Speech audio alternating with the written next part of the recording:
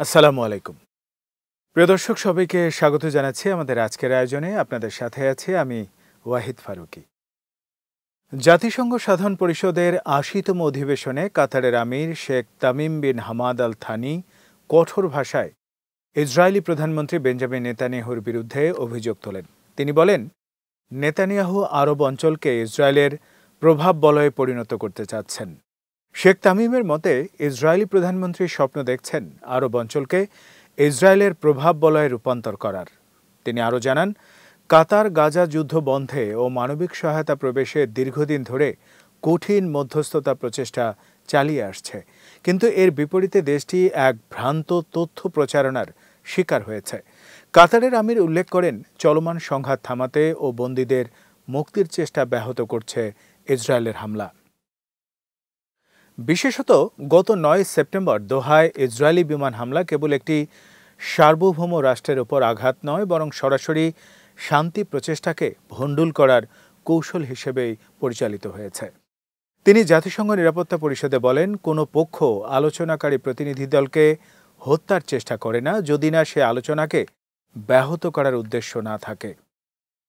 সেই হামলায় ৬ জন নিহত হয়েছে, যার মধ্যে ছিলেন কাতারের একজন নিরাপত্তা কর্মকর্তা এবং প্রাণ হারান হামাস নেতা খলিল আল হাইয়ার ছেলে ও তার প্রধান সহকারী।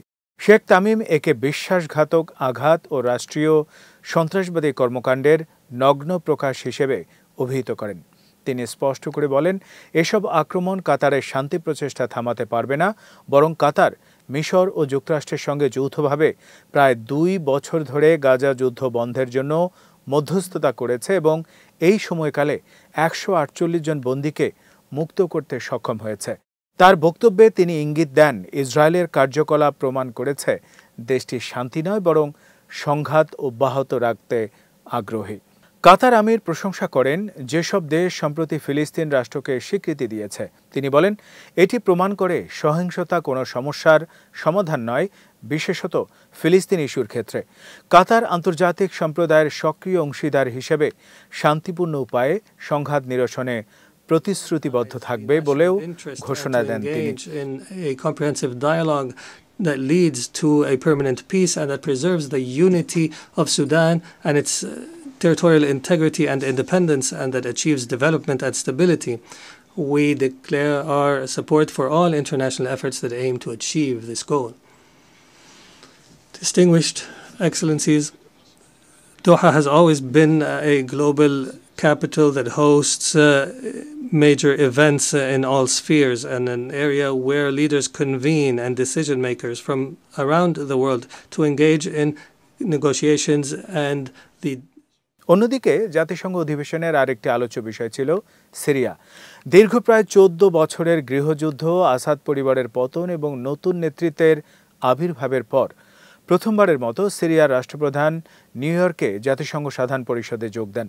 প্রেসিডেন্ট আহমদ আল শারার নেতৃত্বে সিরিয়া এখন নতুন এক ঐতিহাসিক পর্যায়ে প্রবেশ করেছে। কনকর্ডিয়া বার্ষিক সম্মেলনে সাবেক সিআইএ পরিচালক ডেভিড পেট্রিয়াসের সঙ্গে এক সেশনে শারা বলেন, আসাদ শাসনের পতন এই অঞ্চলের জন্য এক নতুন ঐতিহাসিক ধাপের সূচনা করেছে। তিনি সতর্ক করেন, কিছু পক্ষ ইচ্ছাকৃতভাবে সিরিয়ায় সাম্প্রদায়িক উত্তেজনা উস্কে দিতে চাইছে, আবার অন্যরা নিজেদের আঞ্চলিক বা বৈশ্বিক স্বার্থের দ্বন্দ্ব মেটাতে সিরিয়ার মাটি ব্যবহার করছে। সারা জানান, শান্তিপূর্ণ সমাধান দ্রুত বাস্তবায়ন করাই এখন জরুরি। বিশেষ করে গত ১০ই মার্চ সিরিয়ান ডেমোক্রেটিক ফোর্সেসের সঙ্গে যে চুক্তি হয়েছে সেটি কার্যকর করতে হবে। সারা বলেন, অস্ত্র শুধু রাষ্ট্রের হাতে সীমিত থাকলেই সিরিয়ায় স্থিতিশীল অবস্থায় বিরাজ করবে। তিনি এসডিএফকে সরকারি সেনাবাহিনীতে একীভূত হওয়ার প্রস্তাব দিয়েছেন এবং নিশ্চিত করেছেন যে কুর্দিদের অধিকার রক্ষিত থাকবে। তবে তিনি আক্ষেপ করে জানান, এসডিএফের পক্ষ থেকে চুক্তি বাস্তবায়নে এখনও দ্বিধা দেখা গেছে। নতুন প্রেসিডেন্ট আরও বলেন, যুক্তরাষ্ট্রের সিজার অ্যাক্টের আওতায় সিরিয়ার ওপর আরোপিত নিষেধাজ্ঞা এখন আর যৌক্তিক নয়, কারণ এগুলো আসাদের সময়ের অবশিষ্ট ব্যবস্থা, অথচ এখন তা সিরীয় জনগণের জীবনযাত্রায় সরাসরি আঘাত হানছে। তার দাবি, এই নিষেধাজ্ঞা আন্তর্জাতিক মহলেও মানবিক বিবেচনায় অগ্রহণযোগ্য হয়ে উঠছে।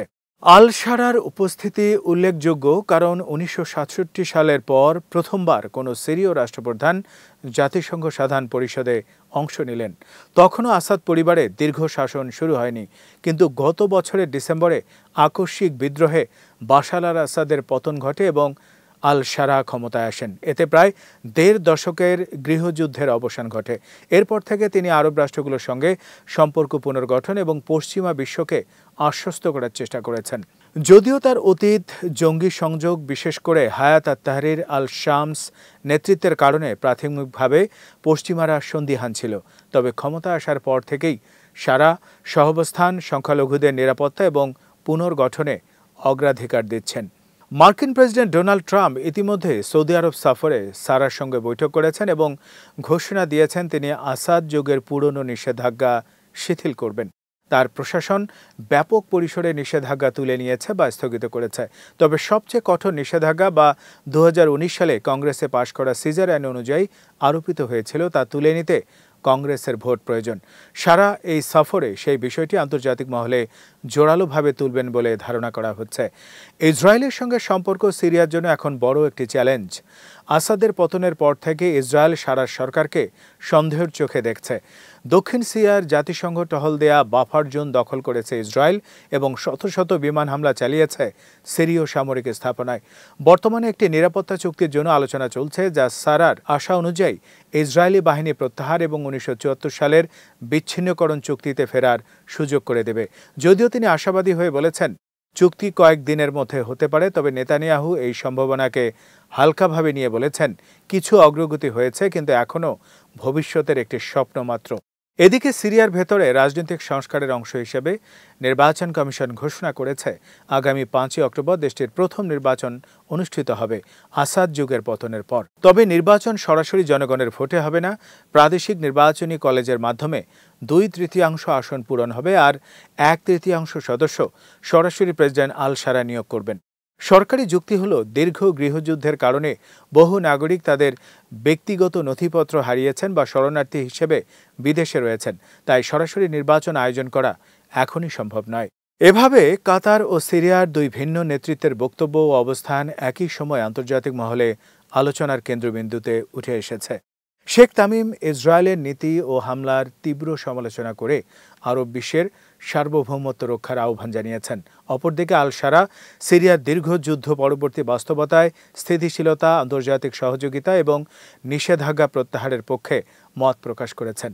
দুটি ঘটনাই মধ্যপ্রাচ্যের ভূরাজনীতির ভবিষ্যৎ দিক নির্দেশক হিসেবে গুরুত্বপূর্ণ, কারণ গাজার সংঘাত ও সিরিয়ার পুনর্গঠন আগামী কয়েক বছরে অঞ্চলটির নিরাপত্তা, অর্থনীতি ও কূটনৈতিক অবস্থান নির্ধারণ করবে।